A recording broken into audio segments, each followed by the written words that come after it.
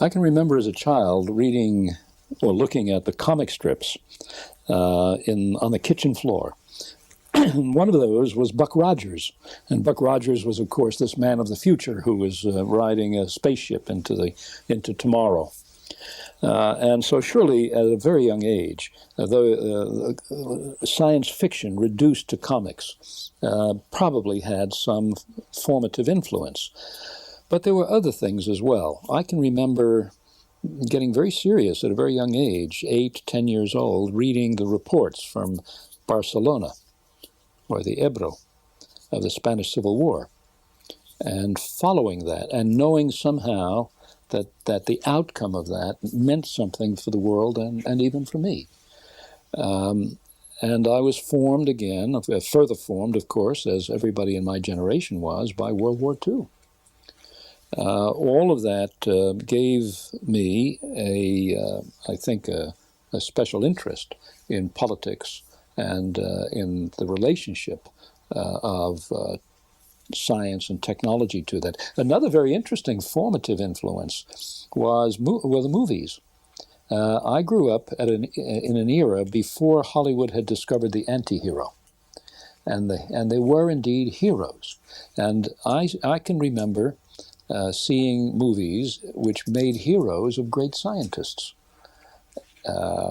Louis Pasteur, Edison, and so on. So science and the future very early on came to mean something to me, although I have never been a scientist, I have never been a technologist, I am not very good at mathematics, and not very good at chemistry and those things, but I did have the wit at university to study the history of technology, rather than to the technology itself.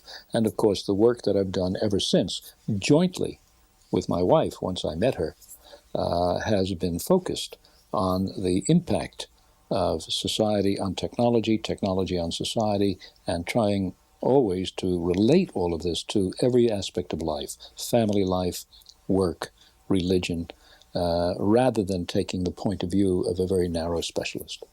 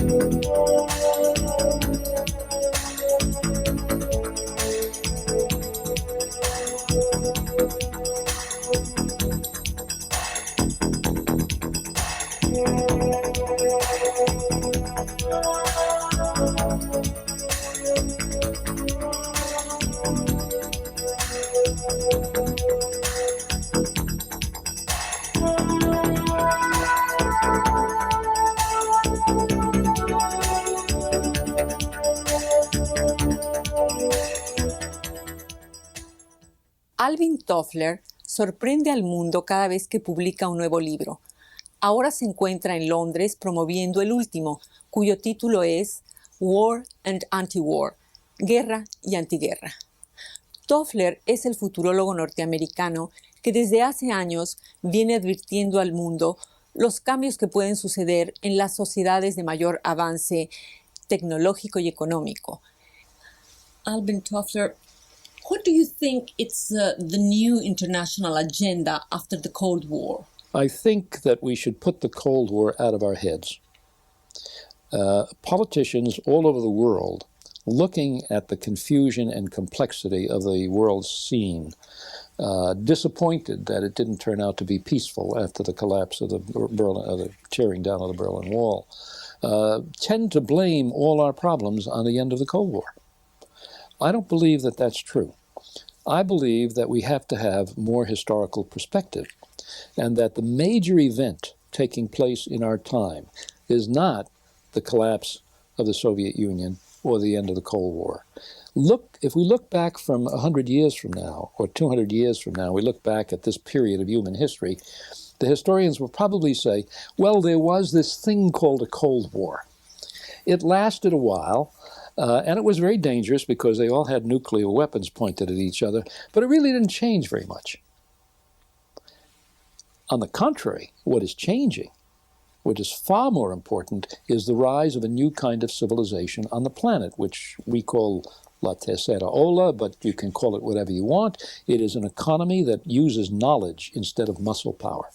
It is a technology that enhances intellect, ideas, and knowledge, not just energy and muscles. We're now customizing production, that you can, with the information-intensive technologies, you don't produce 1 million identical products. You produce 18 of this, 3 of that, 160 of the other, 2,000 of this, 1 of these, and you can continually change the output. That's why if you go into an American Walmart, there are 110,000 different products. That may be good or bad or crazy, but the fact is you can do it, and you can do it cheaply with the new technologies. And that is what we call the demassification of mass production. But if you then look at what's happening to communication in the high-tech societies, in the United States we used to have ABC, CBS, and NBC. That was it, 3 television networks. That meant that everybody in America saw, or 1/3 of America, in effect, saw the same imagery at night as the other. And now what do you have? We're talking about 500-channel cable television, or an infinite number of communication channels, highly personalized. You're going to have one channel just for you, and I'm going to have one channel just for me, just what I want. And so what is happening is the demassification of the media. If you look at how products get into the society, the distribution system, we go from mass distribution. The next stage is what marketing people call segmented marketing. We make this product and market it just to this group, and another product for another group, and we customize or tailor-make the products for special groups. And now, this is wild, the advanced marketing geniuses in the economy no longer even talk about market segments. They now talk about particle marketing. And what do they mean by a particle? One family. You create the product for one family, and you target that family just like precision targeting on the battlefield. The model for the industrial societies was husband goes to work, mama stays home, 2 children under the age of 18. That was the dominant family structure in the United States until the third wave came and brought all these changes. Now fewer than 5% of Americans live in households like that. And you have a variety of family structures, 2 career couples, childless couples, you even have gay couples, you have elderly couples, you have all kinds of family arrangements. So we go from a homogeneous family structure to a heterogeneous family structure, from uniformity to diversity in production, in distribution, in communications, in family structure, and even in warfare. You're going into science fiction, and that makes me think of Luis Buñuel. Do you remember him? Mm-hmm. And he said that the best movie would be the one you could project on the wall with your own images. Mm-hmm. Do you think that could happen? I think we're rapidly moving there. Just the other night, I attended a conference in Los Angeles which demonstrated some of the interactive television of the future, in which it is possible not just for the viewer who is watching this program to listen to us, but for the viewer to change what we say, or to manipulate the images on the screen, to combine them, to change them, to in fact create Buñuel's personalized communication, his personalized movie. And the astonishing thing is it's not science fiction anymore. Science fiction is now la verdad. And I think that those who do not understand the speed with which these things are happening are going to be continually shocked, left behind, and damaged or hurt by these changes. Now, I do want to say, though, that as we move toward a third wave knowledge-based economy, there are going to be tremendous social problems in the advanced economic countries because they can't deal with unemployment the way they used to deal with unemployment. In the past, during the Great Depression that so many countries felt in the 30s. If you had 1 million people unemployed, you could stimulate the economy. You could use the tools that John Maynard Keynes told us, manipulate. You could give money somehow. The government could even print money, provide it to the consumers who would buy. That would start the factories moving. That would make jobs. And you could use conservative monetarist economic measures. And if you stimulated, or you could have a war. And if you had a war, that also stimulated the economy. And if you stimulated the economy, the 1 million unemployed would find work. That doesn't work anymore. And we can see that in the United States and all over Europe, where unemployment rates are very high now. You can stimulate the economy all you want. You have 1 million people over here looking for work. You create 5 million jobs. These people can't do those jobs. The issue is skill. The issue is conocimiento. And the consequence of that is going to hit not just poor people, not just working people, but middle-class people and highly skilled people. Defense engineers are now walking the streets in Los Angeles. They have many skills, they just are inappropriate. And the answer of the Clinton administration is, well, we must retrain our workforce. That's very good as far as it goes, but it doesn't go far enough, because by the time you have them retrained, the requirements have changed again. Education has to change. Education has to be torn out by the roots and completely reconceptualized. And the schools we have, I speak of the countries I know best, but I think the same thing is true in Mexico and most other countries. The schools are essentially factories, and they were wonderful inventions for providing literacy and in our case, a sort of ethnic democracy and many good things the mass education system gave us. It was a humanizing system. But what it did was prepare millions of children for life in a factory society. It prepared them to work in factories. That's why they had to march when the bell rang, to be there when the whistle blew at the factory. That's why they had to do rote and repetitive work all day long, because that's what they were going to do when they grew up. They're going to do Charlie Chaplin. Like Charlie Chaplin in modern times. Now, the problem now is those factories aren't going to be there. That is not how the world is going to produce its goods in the future. And as a result, we are moving millions, indeed, around the world, probably 200 million, maybe 250 million children, to the degree that they have any education at all, are being moved into schools to prepare them for a future that is probably not going to be there. According to you, what were the economic, social, and cultural realities behind 50 years of Cold War? Well, surely they had an enormous impact, and they also contributed in a way to the development of this new stage of historical development that I talk about. My wife and I believe that the coming of intelligence-enhancing technology, knowledge-enhancing technologies, computers, but also advanced communications, all of this technology is not just a small further step in industrial history.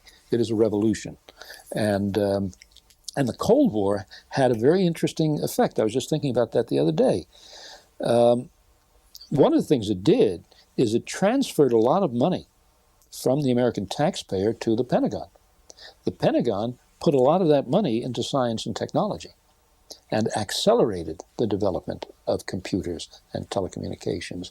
And that now is, in part, the basis of the new economy around the world. And that new economy is not going to be monopolized by the United States and the rich countries.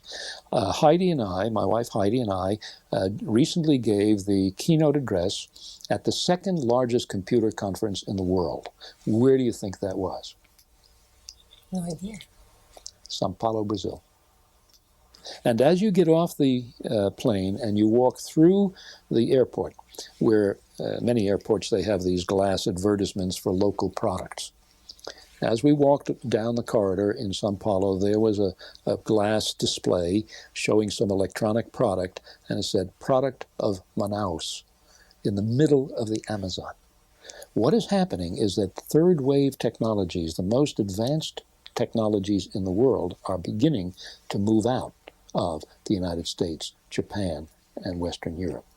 And I believe that NAFTA, in fact, will accelerate that proliferation of third wave technology, even in Mexico, where the assumption is it's all going to be cheap labor feeding the American market. I don't believe that's true. I believe economic pressures will compel the outside investors to install more and more advanced technology.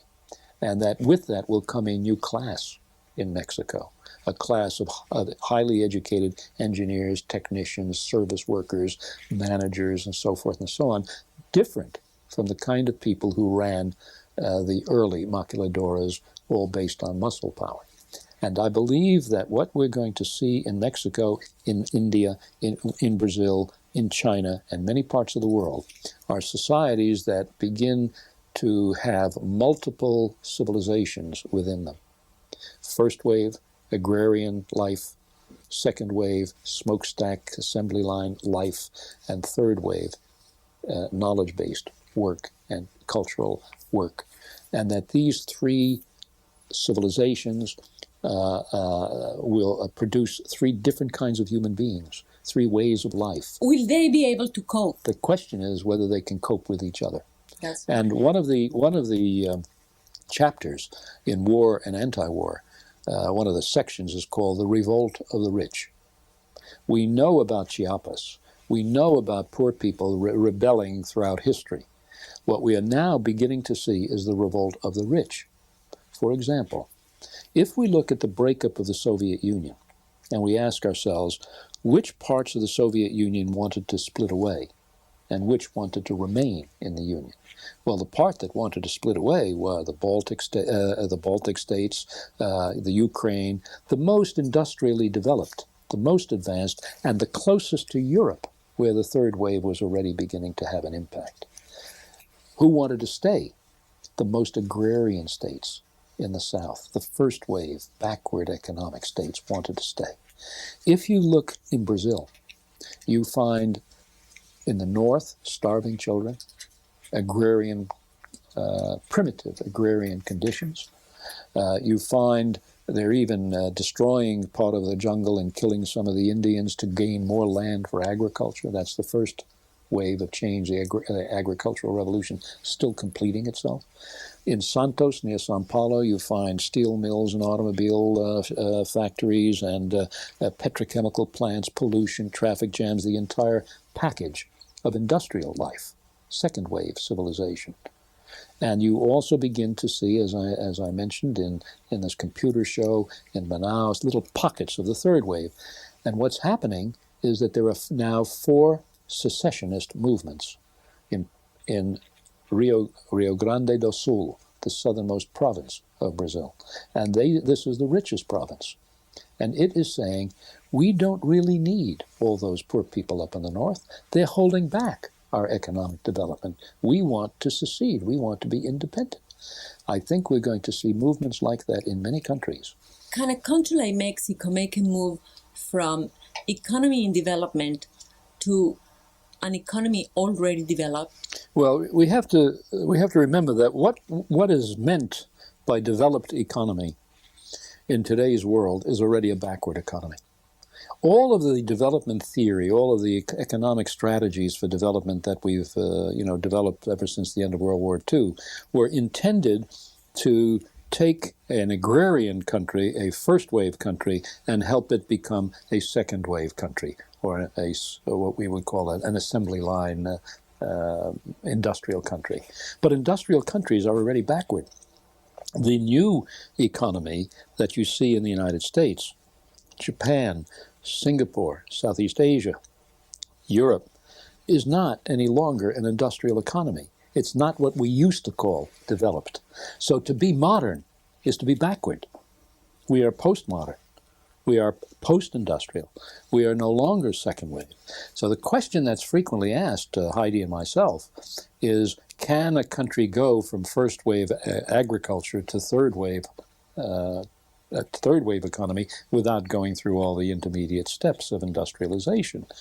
And it would be glib or foolish to say, that it's easy. Sure, we can do that.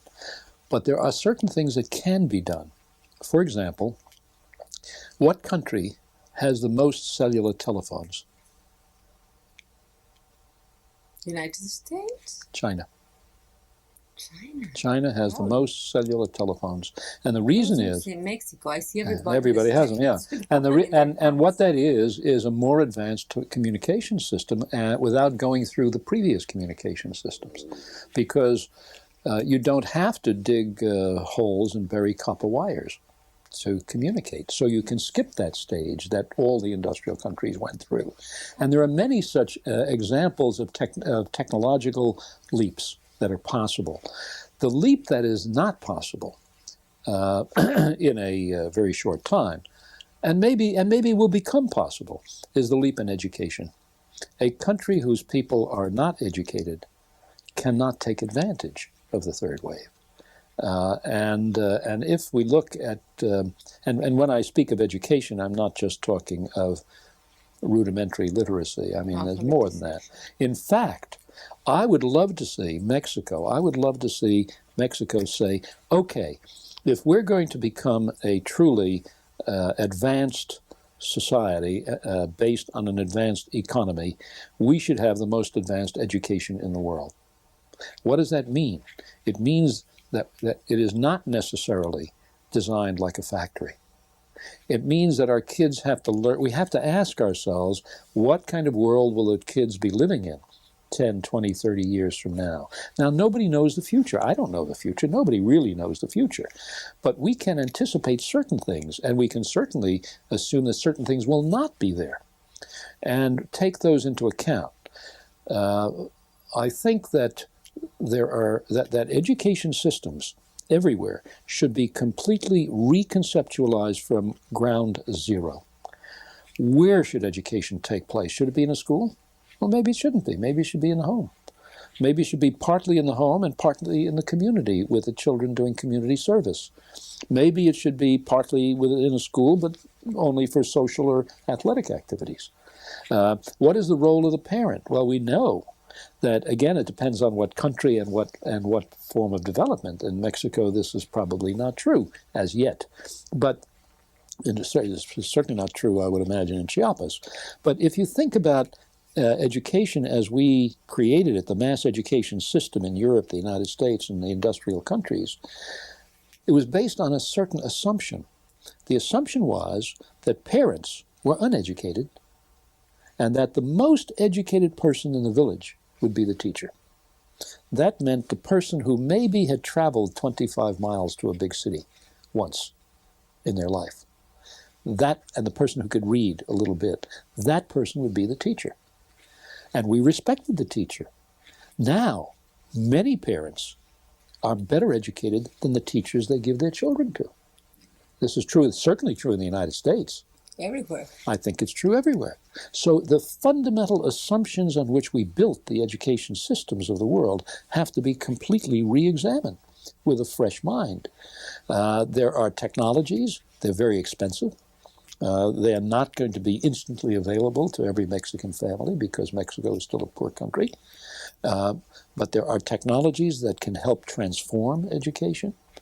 There is no solution to the world's education crisis unless we somehow combine the computer and the television set and combine education and media. These two things have to come together in some new, unimagined as yet, integration. And I think that this is a place where it's possible for some of the poor countries to invent. And there's a way in which it is even possible to imagine leaping ahead of the rich countries, minus perhaps the expense of technology. The other question that we're always asked in this connection is, well, if we become third wave, can we stay Mexican? Or can we stay Chinese? And what Heidi and I say in response to the questions like that are, you can remain unique. You will be a Mexican of the future, but not the same as a Mexican of the past. And your culture... But past could be kept as well. I don't believe that the past... I believe parts of it Pieces of it can be. The tradition, the Some, cultural tradition? some, but I think not much. And I'll In tell my you, country, it has been very strong. I know this, not just your country, but let me tell you why I think our cultures are going to explode and new ones are going to form. One reason for that is that the sky is going to be completely populated with satellites. In order to receive the signals from those satellites, it'll only be necessary to have a dish that big. They will have a tiny little electronic component in the middle. It will be possible in totalitarian societies to hide it under your coat and come in with it. Governments will not be able to control that. And what's going to come down from the heavens are going to be, Mexicans are going to be receiving television programs from Nigeria, from Fiji, from Thailand, from Indonesia, from Mali, from South Africa, from Canada, from all over the world. Ideas and elements of culture bombarding Mexico and the United States and every other country. Fragments of culture, shrapnel, cultural shrapnel, hitting the culture and arriving automatically translated into the local language and maybe even the local dialect. Now, that will create totally new kinds of configurative cultures. We will, out of those elements, build new cultures.